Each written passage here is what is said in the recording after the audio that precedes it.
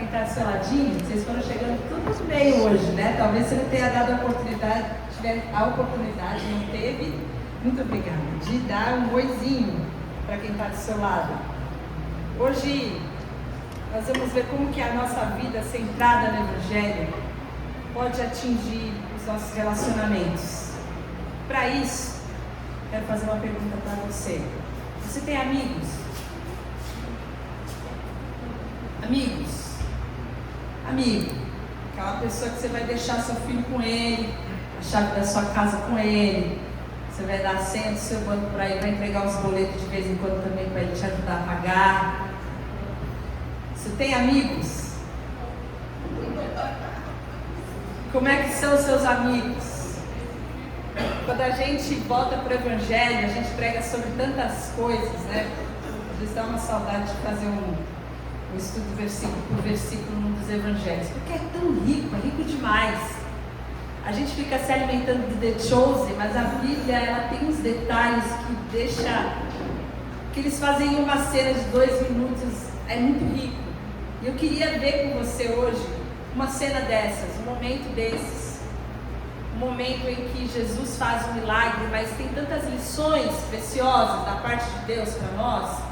E eu quero convidar você a viajar para Cafarnaum junto comigo, se colocar nessa cena e permitir que o Espírito Santo fale também com você sobre algumas coisas que aconteceram nesse dia.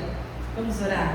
Senhor, muito obrigada mais uma vez por estarmos reunidos como igreja, pelo privilégio que nós temos de estarmos num país livre, de estarmos num lugar onde nós podemos falar do Teu nome, onde nós podemos contemplar a Tua grandeza, nós podemos falar do Teu senhorio, nós podemos exaltar quem o Senhor é, declarar como igreja que Tu és o nosso Senhor, Tu és o cabeça dessa igreja, e nós como Tua igreja, nós também como Teus filhos amados, queremos crescer na Tua palavra, queremos que Teu Espírito ministre a Tua palavra ao nosso coração, para que a Tua palavra encontre em nós um lugar de transformação, para que a gente possa ter um desenvolvimento daquilo que o Espírito Santo tem gerado nas nossas vidas. Por isso eu peço que o Senhor tenha a liberdade de agir em cada coração nessa manhã, no nome de Jesus. Quero ler um texto com você que está em Marcos 2, mas também você vai encontrar em Lucas 5 e também em Mateus 9. E eu vou ler no início Marcos 2, de 1 a 5, que fala o seguinte: poucos dias depois, tendo Jesus entrado novamente em Cafarnaum, ouviu-se falar que ele estava em casa. Então muitos se reuniram ali, de forma que não havia lugar nem à porta, e Jesus lhe pregava a palavra. Alguns homens vieram até Jesus trazendo um paralítico, carregado por 4 pessoas. Não podendo levá-lo até Jesus por causa da multidão, removeram parte da cobertura do lugar onde Jesus estava e pela abertura do teto baixaram a maca em que o paralítico estava deitado. Vendo a fé que eles tinham, Jesus disse ao paralítico: filho, os seus pecados estão perdoados. A gente encontra aqui nessa cena muitas pessoas, Jesus numa casa. Eu estou sem o controle, tá? A gente encontra aqui nessa cena Jesus numa casa e 4 amigos, 4 pessoas colocam um paralítico diante de Jesus. A casa estava cheia, não podia entrar, era lotado, hiperlotado. E nesse momento a gente encontra 4 pessoas que não aceitaram a limitação como destino. Eles não aceitaram a dificuldade como se fosse um impedimento, como se fosse um obstáculo. E mesmo as multidões, muito obrigada, as multidões impedindo que esse paralítico se chegue até Jesus, eles olharam e não aceitaram o não como resposta. Eles já tinham o não e eles subiram no telhado e abriram um caminho. E eu queria te fazer uma pergunta: você tem amigos assim, como esses 4? Você tem pessoas na sua vida que não mediam qualquer esforço diante da sua paralisia, diante quando você travar, quando você não tiver mais condições, eles vão dar um jeito de te levar até Cristo. Ou melhor, você é um amigo assim. O que é a amizade para você? Qual é o padrão de amizade que você tem? Porque existe um padrão de amizade, mas existem aqueles amigos do reino, amigos que são o sinal do reino onde eles estão plantados. E existem muitas lições que eu vejo nesse texto. A primeira delas é que Jesus estava numa casa. Jesus estava numa casa. Casa de quem? Tem gente que fala que a casa era a casa de Jesus. Mas você vai ver que Jesus fala que não tinha lugar para ele, não tinha nem onde reclinar a cabeça. Outros falam que era a casa de Pedro. Você vai ver em Marcos que diz que ele estava hospedado numa casa. Ou seja, era uma casa de alguém. Era uma casa que estava disponível, era uma casa que estava aberta. E nessa casa aberta, nessa casa onde Jesus estava, ele estava ensinando, estava pregando a palavra. Isso me fala sobre quantas pessoas vão ser atraídas quando Jesus está. Quando Jesus está, tem alegria. Quando Jesus está, Marcos vai dizer que tinha um poder tão grande Jesus, que muitas curas estavam acontecendo ali.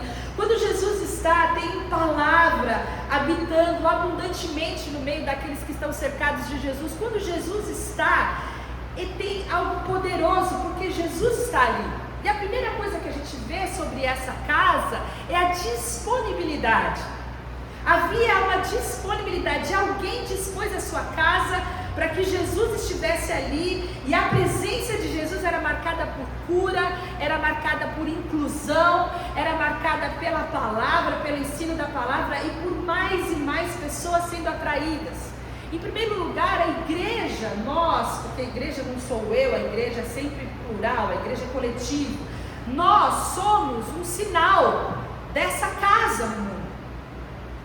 Não são essas estruturas que são a igreja, são as pessoas que carregam o Cristo que são a igreja. Nós, como igreja, como irmãos, como uma expressão do membro, como membros do corpo de Cristo, quando estamos reunidos, Jesus deve estar entre nós. Quando estamos reunidos como irmão, a palavra de Deus deve habitar, deve ter ensino, deve ter salvação, deve ter cura, deve ter a presença do Senhor, e isso é que deve atrair as pessoas para perto de nós. E não só isso, mas também nós individualmente somos as pessoas que carregamos a presença do Senhor, e em nós deve habitar a palavra do Senhor, ao ponto de que, se as pessoas não têm condições de chegarem a uma estrutura, nós podemos levar as pessoas até Cristo. Mas a pergunta que mais me marcou é: será que, se fossem santos, você ia dizer para Jesus: Jesus, pode ser lá em casa, vamos lá para casa? Sabe que até o final dessa história vai ter uma varinha no teto, né? E às vezes a gente está tão preocupado com os nossos telhados, com a nossa casa, com a ordem, com a organização. A minha casa é pequena demais, não dá, não tem condições, ou então é grande demais, e a gente vai impedindo que algumas manifestações poderosas de Deus aconteçam, porque nós estamos mais preocupados com a estrutura do que com a presença. E apesar de nós sermos igreja, e apesar de nós termos a convicção da presença poderosa do Senhor nesse lugar, existem lugares que são também extremamente poderosos, que é a sua casa mesmo, lá no sofá da sua casa, sua cozinha, perto ali do seu fogão, quando seus irmãos, seus amigos estão com você, que tem liberdade, e às vezes a pessoa não tem força, não tem condições de entrar numa estrutura de uma igreja, mas elas podem ir na sua casa, e lá na sua casa elas podem encontrar Cristo. Então a primeira lição que eu vejo aqui, que Jesus pregou na sinagoga muitas vezes, mas Jesus também pregou no barquinho, ele também pregou no monte, ele também pregava em casa, é que nós precisamos romper com as nossas ideias de que a gente precisa levar os nossos amigos até uma determinada estrutura para que eles possam conhecer a Cristo. Não, a sua casa deve ser, em primeiro lugar, um lugar onde Cristo está, e onde Cristo pode ser apresentado. E esse é o grande milagre, o primeiro milagre que a gente vê aqui, que é o da disponibilidade. E a gente precisa estar disponível para que a nossa igreja esteja disponível, para que os nossos ajuntamentos estejam disponíveis e propícios para a presença do Senhor Jesus. E essa é a segunda pergunta: será que você está disponível para carregar Cristo e levar os seus amigos até a presença de Cristo? Será que o seu ambiente de amizade é um ambiente propício para que a palavra do Senhor seja conhecida, para que a palavra do Senhor seja ensinada, para que você seja essa carta viva? Porque quando Cristo está em nós, nós somos aqueles que vão atrair as pessoas para Cristo, para a sua palavra, para perdão, para salvação, para cura, e Cristo é conhecido. A segunda coisa que a gente vê é que o texto fala que eles souberam que Jesus estava na casa. Há uma possibilidade das pessoas começarem a perceber alguma coisa diferente na sua vida. A palavra de Deus também fala que nós estamos cercados de uma grande nuvem de testemunhas. Então a sua vida, quando vai sendo tocada pelo Evangelho, vai começando a sofrer grandes transformações, e você, como casa, como habitação do Espírito Santo de Deus, começa a ser um lugar também de reflexão, um lugar de ensino, um lugar de amor, um lugar de atração. E essa é também uma mensagem poderosa, porque as nossas atitudes estão sendo observadas, e isso diz também sobre a nossa disponibilidade, sobre sermos propícios, mas principalmente sobre qual é o testemunho que nós temos dado como cristãos, da presença de Deus em nós. Quem que as pessoas veem dentro da sua casa? O que as pessoas veem quando elas olham para você? E a segunda coisa que eu quero falar com você, sobre esses 4 amigos. Esses 4 amigos tiveram uma visão. Esses 4 amigos, eles decidiram que eles iam levar aquele paralítico até Jesus. Você vê que o texto não fala que são familiares, que provavelmente todo mundo já tinha desistido. Você sabe que aquele ambiente era um ambiente daquela cultura onde as pessoas entendiam que se os deficientes, as pessoas que carregavam alguma doença de nascença, estavam daquele jeito, é porque tinha algum pecado nele, alguma coisa ele fez. Se não fez, o pai dele fez. E as pessoas então que sofriam dessas deficiências, ao invés de serem incluídas, eram absolutamente excluídas. Elas não tinham qualquer tipo de utilidade. Elas eram colocadas à margem da sociedade. Era essa forma que aquela cultura viam as pessoas. E dessa maneira é muito surpreendente que alguém então olhe para esse paralítico e decida que vai colocar ele de frente a Jesus. E esse texto é sobre fé. Esse texto é sobre a fé desses caras que não viram obstáculos, mas eles olharam a possibilidade. Porque a fé não acontece quando você vê a porta aberta. A fé só acontece quando a porta é fechada. A fé não acontece quando você chega diante de um lugar e você tem um espaço para você sentar. E eu fiquei pensando, quanta gente foi embora aquele dia? Quantas pessoas desistiram quando souberam que Jesus estava indo para cá? Está cheio demais. Está muito complicado isso aqui hoje. Amanhã ele deve estar por aí, amanhã a gente volta. Mas esses caras não, eles não aceitaram o não como resposta. E a porta fechada é esse convite para que a gente possa manifestar a fé nas nossas vidas. Muitas portas fechadas, muitos lugares cheios, muitos bloqueios. E às vezes a gente sente que a nossa vida está assim também. A coisa parece que não acontece, que não vai. Está difícil chegar até Cristo, está difícil chegar até o milagre, está difícil chegar até a solução. E a gente vai se acovardando, e a gente vai indo embora, e a gente vai deixando as coisas pela metade. Coisas que a gente orou um dia, mas a gente parou de orar, porque vai que não era a vontade de Deus. Então eu parei de orar mesmo. Se Deus quisesse, eu já tinha respondido. E esse texto, a gente vê persistência, a gente vê fé, a gente vê perseverança. E se você prestar atenção, para que Deus possa realizar o milagre, eles tiveram que tirar uma parte do telhado.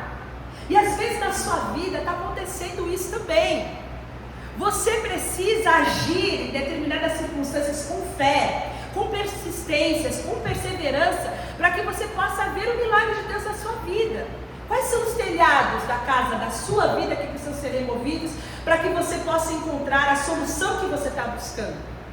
Mas tem algo mais sobre a fé desses caras que chamam também a atenção, que é que eles buscavam um significado na vida daquele rapaz, não da utilidade. Porque, como eu falei, existem pessoas que elas só são próximas quando elas são muitas. E essa é a infeliz realidade da nossa sociedade. Amizades oportunistas. Enquanto eu preciso de você e você precisa de mim, a gente está ok. Quando um dos dois já não precisa mais do outro, aí você pode descartar. Não está me fazendo bem. Isso é muito pesada, está sempre cheio de problemas. E a gente vai descartando e deixando as pessoas pelo meio do caminho. Esses caras aqui, quando olharam para um paralítico que não tinha absolutamente nada para oferecer, eles tinham uma paralisia e uma maca. Eles falaram, ele tem uma importância para nós. E a amizade, uma amizade quando você tem Cristo reinando na sua vida, no seu coração, não pode ser sobre utilidade. A palavra de Deus fala que existem amigos que são mais chegados do que irmãos. E a amizade, de acordo com o propósito de Deus, é essa amizade onde você se torna significante na vida de outras pessoas. E esse sujeito teve a honra e a bênção de terem 4 pessoas que estão buscando uma cura que nem mesmo ele queria mais. Quando a gente olha para a nossa sociedade, a gente vê que a gente vive uma sociedade onde os homens já são amantes de si mesmos, as pessoas descartam umas outras. A gente tem muitos índices que mostram o desprezo, o descaso que a nossa cultura tem com os idosos, por exemplo, onde eles estão enchendo, estourando as capacidades das casas de idosos, porque eles não têm honra por aqueles que um dia cuidaram, deram as suas vidas pelos seus filhos, pelos seus pais. Não há honra, não há respeito. Quando ele já não é mais útil para mim, eu me descarto, eu me desfaço dele. Existem histórias, situações, existem exceções, mas infelizmente essa é uma realidade. A gente não faz isso somente. A utilidade não está somente dentro, infelizmente, da nossa família, estão também em todos os nossos relacionamentos.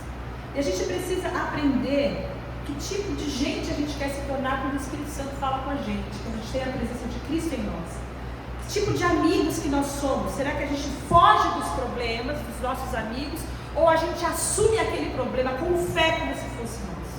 Essa mensagem muito poderosa que eu vejo na vida desses rapazes. E mais do que isso, eles viram uma solução maior do que o problema.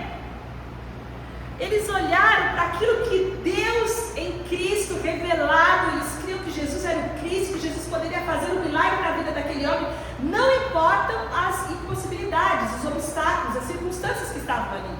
Se aquele cara, aquele paralítico chegasse diante de Jesus, ele ia ser curado. Essa era a fé deles. E isso era muito maior do que o problema que eles enfrentaram, que era um problema de superlotação naquela casa. E às vezes a gente passa a nossa vida tão focado no problema que a gente não encontra em Cristo a solução para as nossas vidas. A gente busca em todas as áreas, a gente busca nos nossos problemas materiais, uma reorganização, a gente busca nos nossos problemas emocionais, um auxílio às vezes psicológico, a gente busca nos amigos, a gente busca em tantos lugares. E Jesus passa a ser a nossa última opção. Na vida desses homens, eles olharam para Jesus e sabiam que se aquele homem, aquele paralítico estivesse diante de Jesus, ele encontraria a cura. E nós precisamos saber que quem olha para Deus vê solução, mas quem olha para si mesmo vê apenas as impossibilidades. E eu amo um texto bíblico que fala: eu elevo os meus olhos para os montes, de onde é que vem o meu socorro? O meu socorro vem do Senhor que fez os céus e a terra. A gente vive tão ensimesmado, olhando para nosso umbigo, para nossa dor, para o nosso problema, e às vezes a única coisa que a gente precisa fazer é elevar os nossos olhos para um lugar maior, de um Deus Criador todo-poderoso, amoroso, fiel, um Deus que é um Deus conselheiro, que pode nos auxiliar em todas as nossas situações, porque dele é que vai vir o socorro para as nossas vidas. E Jesus sabia que eles estavam lá, eles não levaram o amigo até a casa, mas eles levaram o amigo até Jesus. Eles levaram o amigo até Cristo. E às vezes a gente se desdobra de tentar trazer um amigo na igreja, de tentar levar um amigo num congresso, de tentar levar, mas a gente precisa levar os nossos amigos até Cristo. Cristo é a solução para os problemas dos nossos amigos. Cristo é a solução para aqueles que estão precisando andar e prosseguir, estão travados na vida, estão paralisados, estão sem fé, estão sem esperança. E quantos telhados da nossa vida nós precisamos tirar até que os nossos amigos estejam diante de Jesus? Quantas camadas nós precisamos tirar de nós para que os nossos amigos possam ver Cristo em nós, quem nós somos? E qual é o amor que nós temos pelos nossos amigos? Nós cantamos aqui que Cristo vai encher o nosso coração de um amor que pode mudar o mundo. É esse amor que vai mudar o mundo. É um amor prático, é um amor de ação, é um amor de revelar Cristo. E nós precisamos ter essa visão do reino para que a gente não limite a presença de Cristo às pessoas que efetivamente precisam. 4 amigos. Será que você é um deles? 4 amigos que estavam dispostos a fazer com que seus outros amigos, que pode ser que não fossem vistos como muito úteis, mas eram extremamente importantes e significativos para eles, tivessem em Cristo a solução para os seus problemas. E aí eles tiraram parte do telhado e colocaram o paralítico diante de Jesus. E a coisa mais linda que a gente vê nesse texto, ainda sobre esses amigos, é que Jesus não viu a fé daquele paralítico. O texto bíblico fala que Jesus veio na fé desses caras. Jesus veio na fé desses amigos.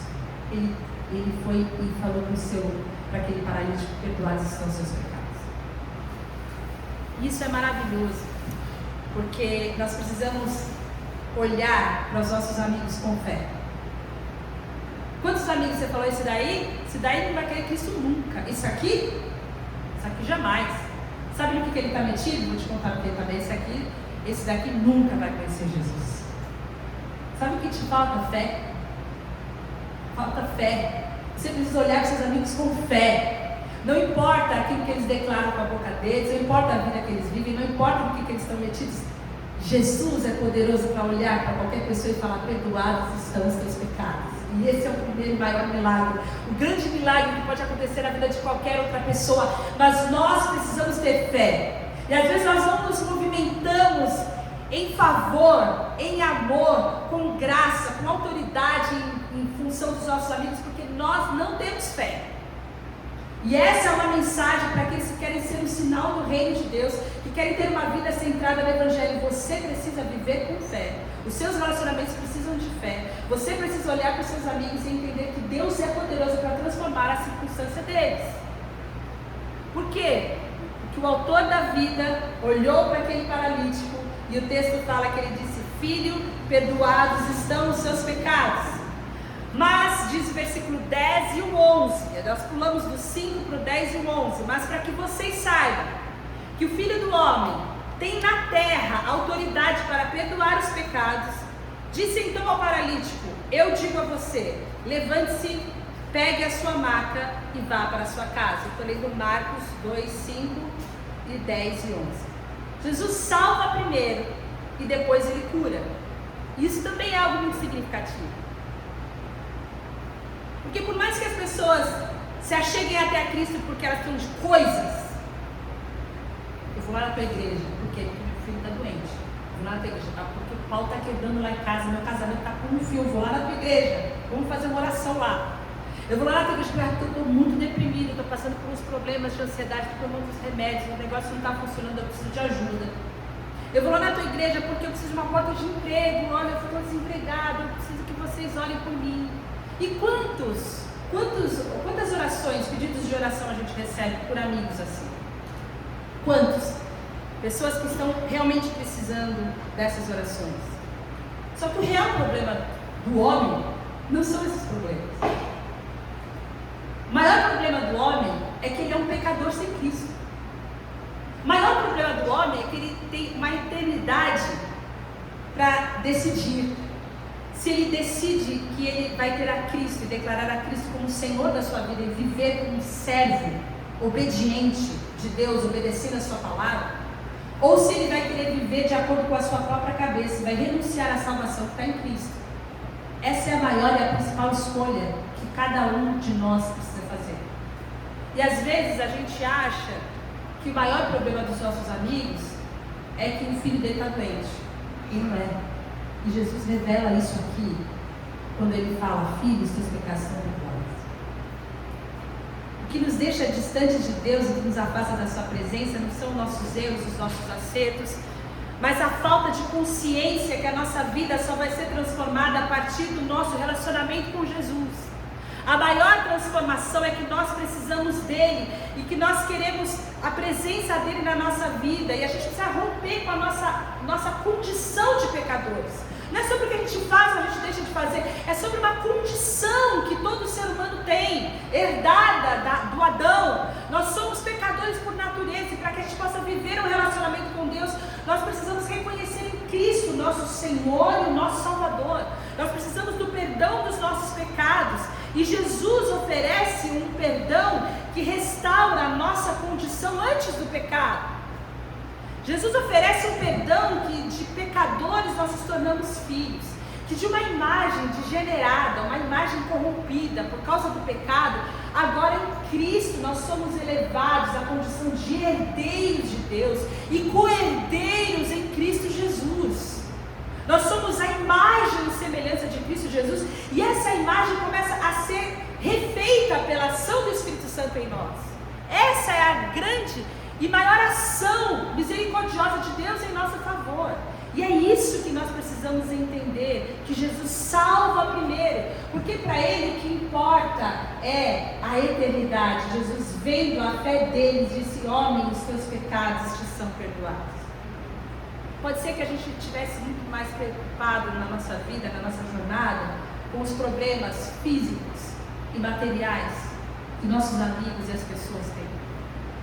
Se você ler Mateus, o Sermão do Monte, Jesus vai falar: olha, é melhor você entrar na vida mutilado, aleijado, do que tem das duas mãos os dois pés você vai para o inferno. Jesus não está muito preocupado com quantas pernas, quantas mãos você tem, está preocupado com onde você vai, está preocupado com o teu destino, está preocupado com a tua vida, com a tua eternidade. E essa deve ser a nossa preocupação quando nós olhamos para os nossos amigos. Aonde, se ele fechar o olho agora, qual que é o destino dele? Esse deve ser o motivo pelo qual arde o nosso coração. A gente tem uma visão muito limitada do que é a vida, do que é o bem-estar. E o bem-estar é estar em Cristo. Obviamente que Jesus, com toda a autoridade, com todo o poder dele, ele olha então para aquele homem e ele fala: olha, agora para que todo mundo entenda que eu tenho poder para perdoar os pecados, você vai levantar e você vai andar.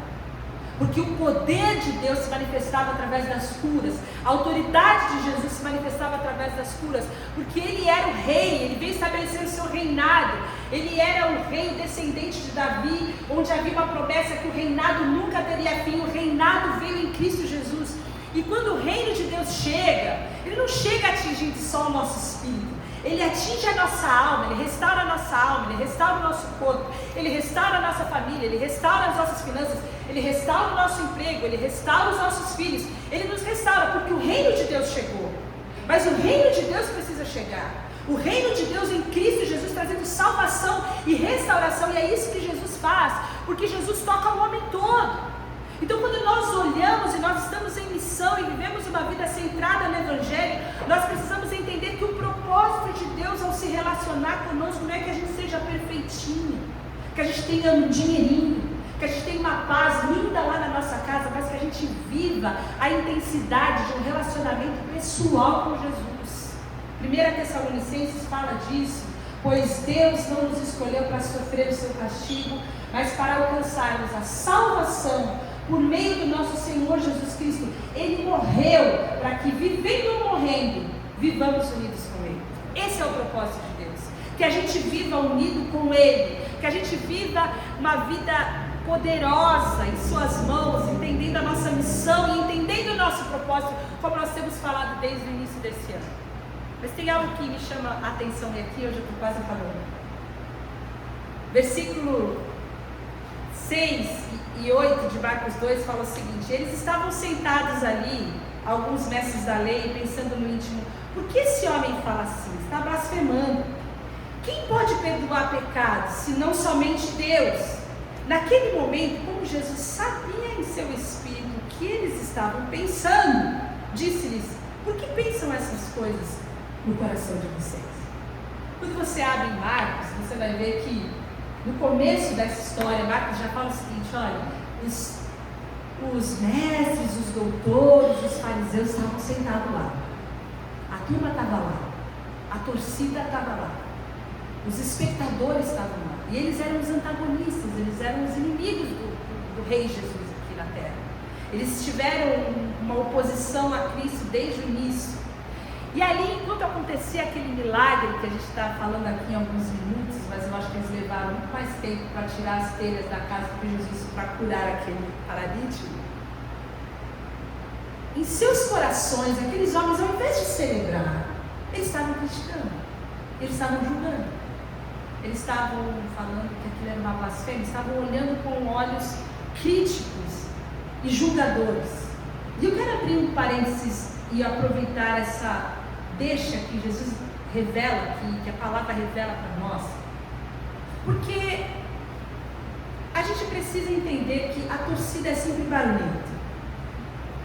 Sempre vai ter muita gente fazendo muito barulho, provavelmente é muita gente que não está fazendo absolutamente nada. Sempre vai ter muita gente olhando para você e criticando você. E se ele não está falando, eu vou te adiantar, ele está pensando.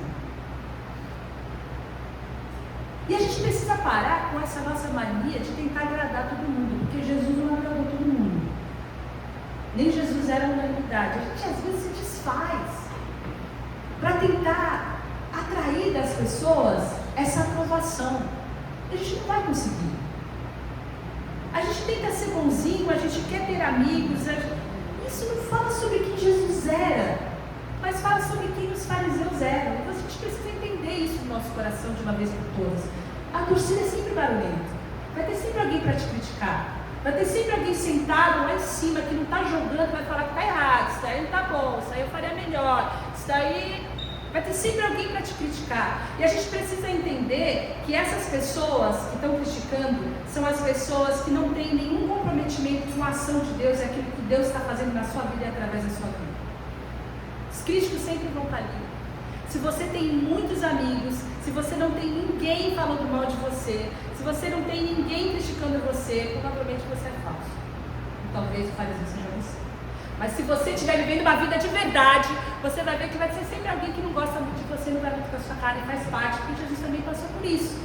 E a última lição que a gente vê aqui, de todas essas lições maravilhosas, é sobre o paralítico.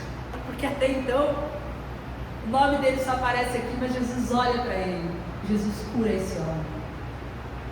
O texto fala para ele, que Jesus fala, levante-se, tome a sua cama e vai para sua casa. Eu vou ler o texto para vocês, 24 e 26. Mas para que vocês saibam que o Filho do Homem tem na terra autoridade para perdoar os pecados, disse então ao paralítico, eu digo a você, levante-se, pegue a sua maca e vá para sua casa. Imediatamente ele levantou diante de todos, pegou a maca em que estivera deitado, foi para casa glorificando a Deus, e todos ficaram admirados e glorificavam a Deus. Estavam cheios de temor e diziam, hoje vimos coisas extraordinárias. Isso é maravilhoso. O efeito da presença de Jesus na vida daquele paralítico, ele foi curado. Um homem que a história não fala se ele era um paralítico de nascença, mas ele estava ali há muito tempo. E Jesus fala para ele, leva a tua maca. E por que ele tinha que levar a cama dele, como você vai ver aqui nas instruções? Por que ele tinha que carregar aquela cama dele? A cama dele era a história dele. A cama dele era parte de tudo aquilo que ele viveu até o momento em que ele encontrou Cristo. E o que acontecia é que quando ele passava com aquela cama glorificando a Deus, as outras pessoas que o viam glorificavam a Deus também. Conforme ele levava a sua história, conforme ele carregava a sua história, conforme ele carregava aquilo que marcou a sua vida, as outras pessoas viam que Cristo agiu de maneira poderosa na vida dele. Agora ele era um homem que não estava deitado na cama, mas ele podia carregar a sua própria cama. E todos nós temos uma história. Todos nós temos as nossas camas. Todos nós temos os nossos traumas. Todos nós temos situações que a gente gostaria de deixar para trás, que jamais fossem repetidas. Todos nós temos os nossos erros. A gente também tem as nossas conquistas. A gente também temos os nossos méritos. As coisas que a gente alcançou, as bênçãos de Deus nas nossas vidas. A gente é uma soma de todas as nossas vivências. E isso é a nossa cama. Essa é a nossa história. E quando Jesus nos incita a gente carregar a nossa cama, é porque todas as coisas que nós vivemos, quando nós estamos diante de Cristo, são ressignificadas. Todos os nossos erros do passado, todas as coisas que nos traumatizaram, quando nós encontramos Cristo, tudo se faz novo. Nós estamos em Cristo, nós somos uma nova criação. As coisas velhas passam e tudo se faz novo. E quando nós encontramos em Cristo, na graça de Cristo, do perdão dos nossos pecados, essa nova possibilidade, a nossa história é um testemunho que glorifica a Deus por onde quer que a gente passe.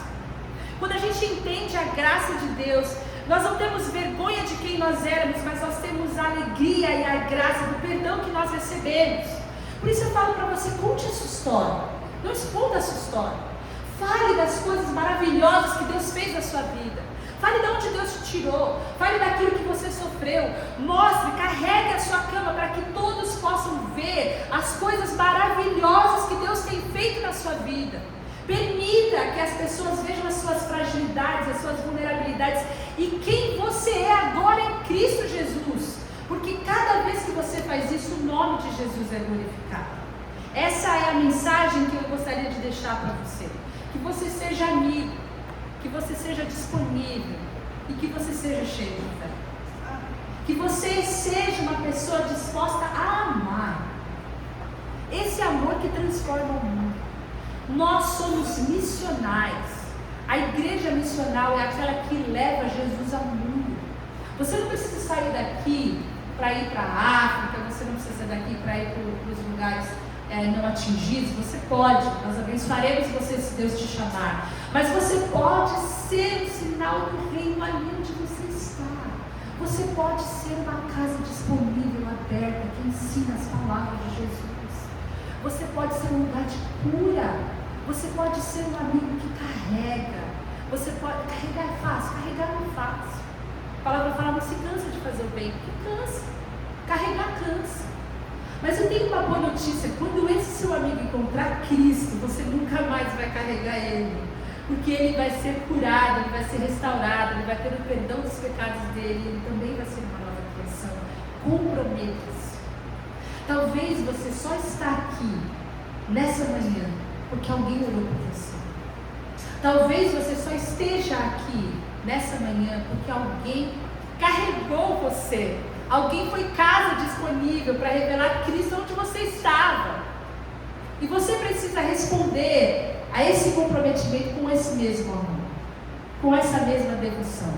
Que esse amor seja capaz de transformar o ambiente onde você está. Que as pessoas vejam Jesus em você.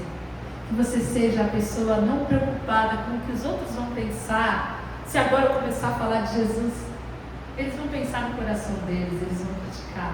Mas você tem um comprometimento. Leve Cristo, leve o amor de Jesus, esteja em missão, porque isso também faz parte do nosso propósito.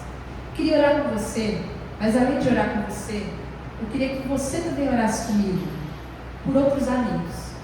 Talvez enquanto eu estava falando aqui, Deus colocou umas pessoas aí no seu coração. Deus falou de uns amigos seus aí no seu coração. Talvez você até já tenha orado por eles, mas aí você chegou, a casa estava muito cheia. Estava cheia de problemas, você largou lá na porta. E eu quero orar com você, para que você tenha fé e você tenha perseverança, porque ele precisa de Jesus. Porque só Jesus é poderoso para transformar essa situação que te incomoda. Esse amigo que tem um significado para você. Pode não ser útil para você, mas ele significa, esse amor que tem no seu coração. Eu quero que Deus possa somar fé a esse amor, para que você persevere por essa pessoa. Então nós vamos orar por nós, mas a gente está orando por um monte de gente aqui também. Eu quero que a gente levante um clamor, uma oração por essas pessoas. Nós vamos colocar esses amigos diante de Deus, mas também nós vamos nos comprometer a colocar Cristo diante desses amigos. Amém? Senhor, nós queremos te pedir